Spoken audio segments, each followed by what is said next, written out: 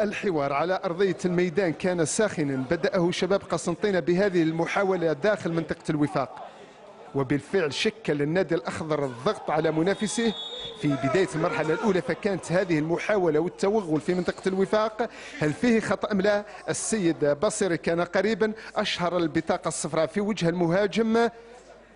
الشوط الثاني دخله ابناء الوفاق بقوة، ويبدو أن نصائح المدرب الطوسي أتت بثمارها. فعند الدقيقة 49 جحنط أكرم يوزع من كرة ثابتة في عمق دفاع الشباب، ربيعي تواجد في المكان الصحيح وبرأسية محكمة افتتح عداد المباراة بهدف أول. عند الدقيقة 61 عمل فني رائع لرفقاء القائد، جابوا في منطقة عمليات الشباب التمريرة بالمليمتر، واللمسة الأخيرة حولها ربيعي إلى الشباك وبصم على الهدف. شباب قسنطينة استيقظ وحاول صنع الكثير من المحاولات للعودة في النتيجة، لكن المحاولات كانت تنقصها اللمسة الأخيرة.